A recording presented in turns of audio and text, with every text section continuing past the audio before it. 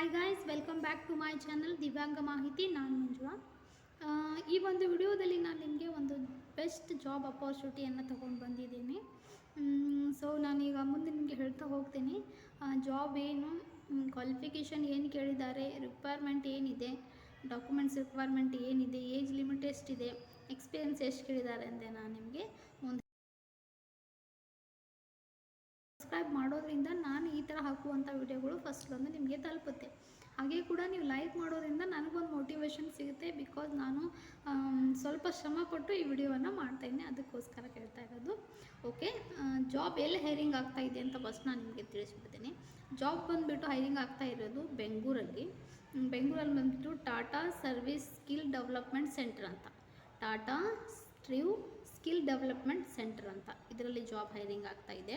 ಇದರಲ್ಲಿ 10 ಕಂಪ್ನೀಸ್ ಬರ್ತಾ ಇದೆ. ಹಾಗೆ ಸ್ಟಾರ್ ಹೋಟೆಲ್ಸ್ ಕೂಡ ಪಾರ್ಟಿಸಿಪೇಟ್ ಮಾಡ್ತಾ ಇದ್ದಾರೆ. ಸ್ಟಾರ್ ಹೋಟೆಲ್ಸ್ ಅವರು ಏನಿದ್ದಾರಲ್ಲ ಅವರು ಕೂಡ ಇದರಲ್ಲಿ ಪಾರ್ಟಿಸಿಪೇಟ್ ಮಾಡ್ತಾ ಇದ್ದಾರೆ. ಹಾಗೆ 10 ಕಂಪ್ನಿಗಳು ಕೂಡ ಇದರಲ್ಲಿ ಪಾರ್ಟಿಸಿಪೇಟ್ ಮಾಡ್ತಾ ಇದೆ. ಇದೊಂದು ಬೆಸ್ಟ್ ಅಪಾರ್ಚುನಿಟಿ. ಯಾಕಂತಂದರೆ ಎಲ್ಲರಿಗೂ ಜಾಬ್ ಸಿಗೋ ಒಂದು ಹೋಪ್ ಇರುತ್ತೆ. ಯಾಕಂದರೆ ಇಷ್ಟು ಜನ ಕಂಪ್ನೀಸಲ್ಲಿ ಬರ್ತಾ ಇದೆ ಅಂದರೆ ಬರೋಲ್ಲ, ಒಬ್ಬರಿಗೆ ಒಂದು ಜಾಬ್ ಸಿಗೋ ಒಂದು ಹೋಪಲ್ಲೇ ಇದ್ದೇ ಇರುತ್ತೆ.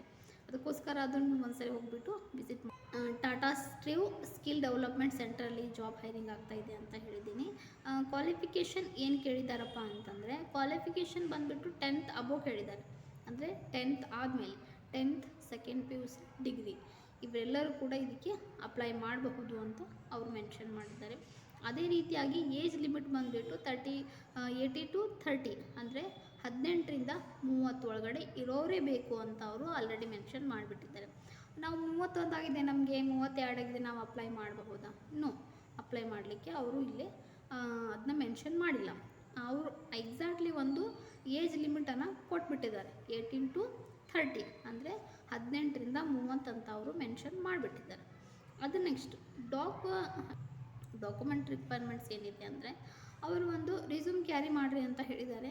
ಆಮೇಲೆ ಬ್ರ್ಯಾಕೆಟಲ್ಲಿ ಹಾಕಿಬಿಟ್ಟಿದ್ದಾರೆ, ಮಿನಿಮಮ್ 5 ರಿಸ್ಯೂಮ್ ಆದರೂ ಕ್ಯಾರಿ ಮಾಡಿ ಅಂತ ಹಾಕಿದ್ದಾರೆ. ಬಿಕಾಸ್ ಯಾಕಂದರೆ ಅಲ್ಲಿ 10 ಕಂಪ್ನಿಗಳು ಬರ್ತಾ ಇದೆ, ಸ್ಟಾರ್ ಹೋಟೆಲ್ಸ್ ಎಲ್ಲ ಪಾರ್ಟಿಸಿಪೇಟ್ ಮಾಡ್ತಾ ಇದೆ. ಅದಕ್ಕೋಸ್ಕರ ಅವ್ರನ್ನ ಹೇಳ್ತಾ ಇದ್ದಾರೆ, ಅಟ್ಲೀಸ್ಟ್ ಒಂದು 5 ರಿಸ್ಯೂಮ್ ಆದರೂ ಕ್ಯಾರಿ ಮಾಡಿರಿ. ಒಂದು ಕಡೆ ಬಿಟ್ಟು ಒಂದು ಕಡೆ ನೀವು ಇಂಟರ್ವ್ಯೂ ಕೊಡಬಹುದು. ಫಾರ್ ಎಕ್ಸಾಂಪಲ್ ಒಂಥರ ಮೇಳ ಉದ್ಯೋಗ ಮೇಳ ಇರೋ ಥರನೇ ಇರ್ಬೋದು ಅಂತ ನನ್ನ ಒಂದು ಅನಿಸಿಕೆ.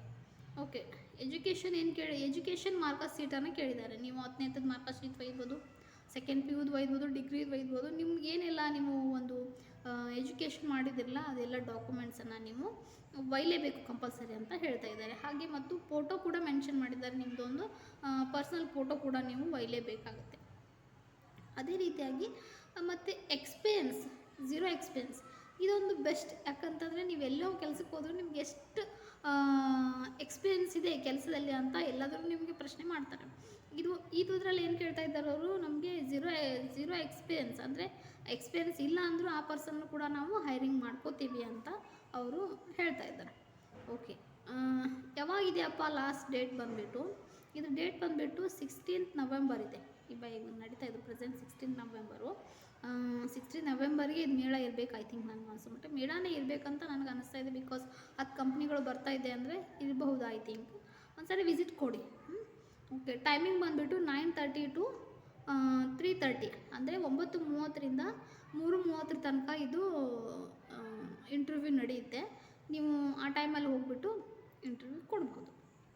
ಮತ್ತು ಯಾರೆಲ್ಲ ಇಂಟರ್ವ್ಯೂಗೆ ಹೋಗ್ತಿದ್ದೀರಲ್ಲ, ಬಿಫೋರೇ ಒಂದ್ಸರಿ ನೀವು ಎಲ್ಲ ರಿವಿಷನ್ ಮಾಡ್ಕೊರಿ. ಅಂದರೆ ಏನೆಲ್ಲ ಡಾಕ್ಯುಮೆಂಟ್ಸ್ ಇದೆಯೋ ಇಲ್ಲೋ ನಮ್ಮ ಹತ್ರ. ಸೊ ನಾವು ಯಾವ ಥರ ಅವ್ರ ಹತ್ರ ಮಾತಾಡಬೇಕು, ನಮ್ಮದು ಒಂದು ಪರಿಚಯ ಅವ್ರ ಹತ್ರ ಯಾವ ರೀತಿ ಕೊಡಬೇಕು ಅನ್ನೋದು ನೀವು ಬಿಫೋರೇ ನೀವು ಸ್ವಲ್ಪ ಪ್ರಾಕ್ಟೀಸ್ ಮಾಡ್ಕೊಂಡು ಹೋಗ್ಬಿಟ್ರೆ ನಿಮಗೆ ಅಲ್ಲಿ ಹೋದ್ಮೇಲೆ ತುಂಬ ಯೂಸ್ಫುಲ್ ಆಗುತ್ತೆ ಅಂತ ನನ್ನೊಂದು ಅನಿಸಿಕೆ. ಯಾರಿಗೆಲ್ಲ ಈ ಒಂದು ವಿಡಿಯೋ ಇಷ್ಟ ಆಗಿದೆ ಪ್ಲೀಸ್ ಲೈಕ್ ಮಾಡಿ, ಇದರಿಂದ ನನಗೆ ಒಂದು ಮೋಟಿವ್ ಸಿಗುತ್ತೆ. ಹಾಗೆ ನನ್ನ ಚಾನಲನ್ನು ಸಬ್ಸ್ಕ್ರೈಬ್ ಮಾಡಿ ಪ್ಲೀಸ್. ಸಬ್ಸ್ಕ್ರೈಬ್ ಮಾಡೋದ್ರಿಂದ ನಾನು ಹಾಕುವಂಥ ಹೊಸ ಚಾನಲ್ಲು ನಿಮ್ಮ